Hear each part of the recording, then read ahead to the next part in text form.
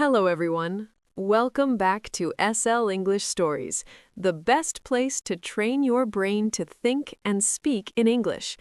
Are you ready for a journey? Today's story is a beautiful tale of travel, kindness, and an unexpected connection. Remember, for the best results, use the shadowing technique. Pause after each sentence and repeat it out loud. Let's begin our story. The Strange Taxi Driver. My name is Emma Miller, and this is the story about how I got lost in China and found something I never expected. I am a young American woman. I live in a small apartment in New York City. I work very hard every day. I love my job, but it is not easy. Every morning I wake up early, drink my coffee, and go to my office. One morning, I arrive at my office like always. My friend Sarah runs to me. She looks excited. Sarah says, "Emma, the boss wants to talk to you." My heart beats fast. I feel scared. Why does the boss want to see me? Am I in trouble? Did I make a mistake? I walk to the boss's office. My hands are shaking. I knock on the door. The boss says, "Come in, Emma." I sit down. He smiles at me. He says, "Emma, I have good news. Our project is very successful. Our client in China is very happy. We have a big meeting in Beijing next week. I decide to send you there. This is a big opportunity for you." I cannot believe it. My first international trip. I feel excited, but also a little scared. China is so far away. It is on the other side of the world. I do not speak the language. I do not know the culture, but I say yes. I go home and tell my family. My mother is worried. She says, "Be careful, Emma." I pack my suitcase. I buy a small book to learn Chinese words. I say ni hao and xie xie in front of my mirror. I am ready for an adventure. 1 week later, I am on a plane to China. The flight is very long. I look out the window. The clouds look beautiful. I try to sleep, but I am too nervous. Finally, the plane lands. I get off at the airport. There are so many people everywhere. The signs are in characters I cannot read. Everyone speaks Chinese. It sounds like music, but I do not understand anything. I feel lost already. I walk through the crowd. I feel very small. I need to find a taxi. I reach for my bag to get my passport. My heart stops. My passport is not there. I look in my pockets. It is gone. I want to cry. Suddenly, someone taps my shoulder. A voice says in Chinese, "Excuse me." I turn around. A young man stands there. He is tall, with kind eyes and a friendly smile. He says something in Chinese. I do not understand. I say, "Sorry, I do not understand. I do not speak Chinese." He says, "Oh, sorry, I think you are Chinese because of your dark hair. I follow you because I want to give you this. I think this is your passport. You dropped it in the crowd near the gate." He holds out my passport. I check my bag again. There is a hole in the side. I say, "Thank you so much. You are a lifesaver. I do not know what happens if I lose this." He says, "You are welcome. My name is Chen Wei. Where do you go? Do you need help?" I say, "I need to go to the Grand Hotel, but I do not know how to find a taxi." He says, "I am a taxi driver. My car is right outside. I can take you there safely." I look at him. I just meet this person. Can I trust him? But he returns my passport. He has a very honest face. I say, "Okay, thank you." We walk to his taxi. The car is clean and smells like jasmine flowers. There is a small photo of an old woman on the dashboard. He asks as he drives, "So, you visit China for the first time?" I say, "Yes, I am here for work. I have a big meeting with a big company." He laughs. "That is good. China is a beautiful country with a long history. You should see more than just your office. His laugh is warm and heavy. I feel more relaxed now. The traffic in Beijing is very busy. There are many lights and tall buildings. He says, I live with my mother in a small house. We have a simple life. I drive my taxi every day to help my mother. I meet many interesting people from all over the world. He looks at me in the mirror. He asks, Are you hungry? Do you want to try real Chinese food? Not the food from New York, but real food. I am very hungry. He says, My mother makes the best jiaozi. You call them dumplings.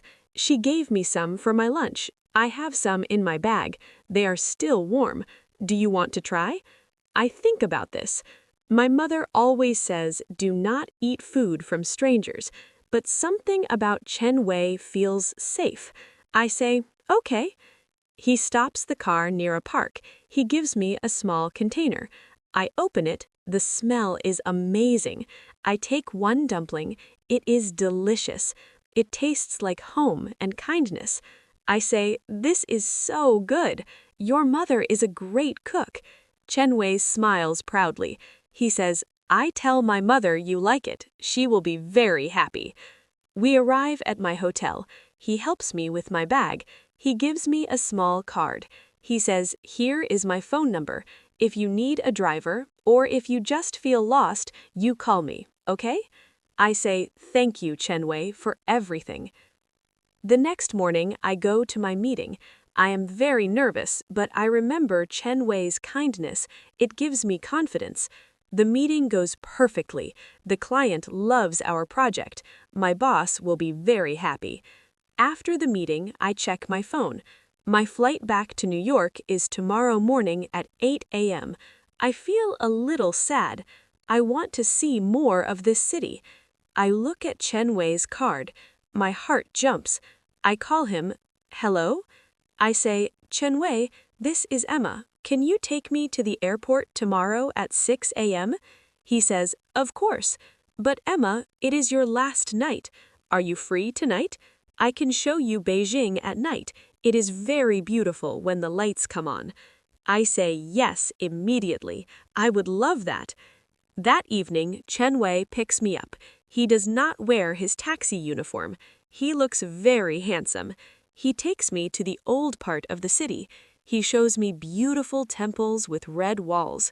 We walk through busy markets called hutongs. We eat street food that is spicy and sweet. Chen Wei tells me stories about his childhood and his dreams. He says, I want to travel one day. I want to see the tall buildings in America. I want to see the ocean. But right now, I need to take care of my mother. She is old and she needs me. I say, you are a very good son, Chen Wei. The night is magical. The moon is big and bright. For a few hours, I forget about my job and my stress. I just enjoy the moment. We sit by a lake and watch the reflection of the lights. I feel like I am in a dream. But that night at my hotel, the dream turns into a nightmare. I do not feel good. My body feels heavy like lead. My head hurts. I think it is just the spicy food or the long flight. I go to sleep early. The alarm rings the next morning. It is 5:30 a.m. I need to wake up. Chen Wei is waiting outside. I try to sit up, but I cannot move. My head hurts so much. Everything spins. I feel very hot, then very cold. I try to get up and put on my shoes. Everything is difficult. I check the time. It is 6:15 a.m. I am late. I need to hurry. I pack my suitcase with shaking hands. I walk to the hotel door. I open it and see the hallway. Suddenly, the floor rises up to meet me. Everything goes black. I open my eyes hours later. I see a white ceiling and white walls. There is a smell of medicine. Where am I? Is this the airport? A voice says, "You're awake. Don't move too fast." A young nurse stands next to my bed. I ask, "Where am I? What happens?" I have a flight to catch. The nurse says, you are in the hospital. You fainted in the hallway. A young man found you. He was waiting for you in the lobby. When you did not come down, he came to look for you. He brought you here in his taxi. He has been here all night. The nurse opens the door. Chen Wei walks in. He carries a small bunch of red roses. His eyes look very tired. He has dark circles under them. He says, Emma, you're okay. I was so worried. I ask, Chen Wei, you stayed here? He says, yes, I could not leave you alone. You have no family here. I am your friend. Tears come to my eyes. The doctor comes in. She says, you have a very bad fever and exhaustion. You worked too hard. You must rest. I cry, but my flight. I missed my flight. Chen Wei sits on the edge of the bed. He says, do not worry. I called the airline. I explained everything. They changed your ticket because of the medical emergency. Your new flight is tomorrow evening. You have time to get strong. I whisper, thank you so much. You did all this for me? He just smiles and says, that is what friends do. That evening, Chen Wei visits again. This time he brings a thermos. He says, my mother hears about the American girl. She was very worried. She makes this special soup with herbs. It helps when the body is weak. It is an old family recipe. I drink the soup. It is warm and comforting. I feel the strength returning to my legs. I say, your mother is very kind, just like you. Please tell her thank you from me. The next day, I feel much better. The fever is gone. Chen Wei comes to pick me up from the hospital. My flight is at 5 p.m. He asks, do you want to go straight to the airport, or do you want to see one last thing? I should say no. I should rest at the airport, but I do not want my time with Chen Wei to end. I say, I want to see one last thing. He takes me to the Great Wall. It's a long drive, but it is worth it. We climb the old stones together. He holds my hand to help me up the steep steps. The view from the top is breathtaking. The wall goes on forever over the green mountains. Chen Wei says, this wall is thousands of years old. It has seen many stories. Today, it sees ours. We sit on the wall and look at the horizon. Chen Wei says, Emma, I am very happy I met you at the airport. These 3 days are very special to me. You are kind and brave to come so far alone. I say, I am happy I met you too, Chen Wei. You saved my life. I will never forget your face or your kindness. We are quiet for a moment. I feel a pull in my heart. It is a feeling I have never had before. Later, we visit a beautiful garden on the way back. It has a small pond with orange fish. Chen Wei says, this is my favorite place to think. We walk slowly. Suddenly, a man runs past us trying to catch a bus. He pushes me by accident. I lose my balance. I start to fall toward the water. Chen Wei catches me quickly. His arms are strong and steady. He asks, are you okay? His face is very close to mine. I can see the golden flecks in his eyes. I say softly, yes, thank you. For a moment, the world stops. The birds stop singing. The wind stops blowing. He says quietly, we should go to the airport now. Too soon, we arrive at the airport. The sun is setting. I do not want to walk through those sliding doors. We stand outside the entrance. The air is cool. Emma, Chen Wei starts to say something, but he stops. He looks at the ground. Yes? I ask. He looks up and says, Emma, I hope you have a safe flight. I hope you remember China, but mostly, I hope you remember me. I feel a tear run down my cheek. I say, I remember everything, Chen Wei. Every word, every dumpling. I remember you most of all. He reaches into his pocket and gives me a small wooden bird. He says, I carved this for you while you were sleeping in the hospital. It is a swallow. It always finds its way home. I say, Maybe one day you will visit America. You can see the ocean and the tall buildings. He says, I will work hard. Maybe, just maybe, I will see you again. I hug him tightly. I smell the jasmine from his taxi on his jacket. I close my eyes and tried to memorize the feeling of his arms. I say, Goodbye, Chen Wei.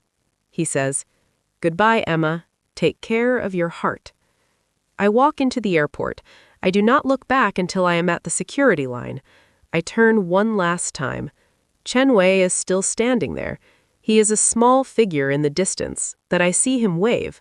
I wave back. On the plane, I look out the window. I watch the lights of Beijing disappear below the clouds. I hold the wooden bird in my hand. I arrive back in New York. My apartment feels cold and quiet. I lie on my bed and listen to the sounds of the city. I think about Chen Wei. I think about his smile, his laugh, and the way he took care of the stranger. Why do I think about him so much? Why does my heart feel like it is missing a piece? Then I understand. This feeling is love. It is a special love that crossed an ocean. I want to see him again. I look at the wooden bird on my nightstand. I close my eyes and I can almost hear his voice. Maybe one day. Maybe, just maybe. I decide right then, I will start learning Chinese tomorrow. This is not the end of our story. It is only the beginning. Thank you for listening to Slow English Stories. Thank you for staying until the end. If you enjoyed this story, please give us a thumbs up and subscribe to Slow English Stories. Practice makes perfect, so why not watch this video again tomorrow? Tell us in the comments, have you ever met a kind stranger while traveling? We love hearing your stories. See you in the next lesson. Goodbye for now.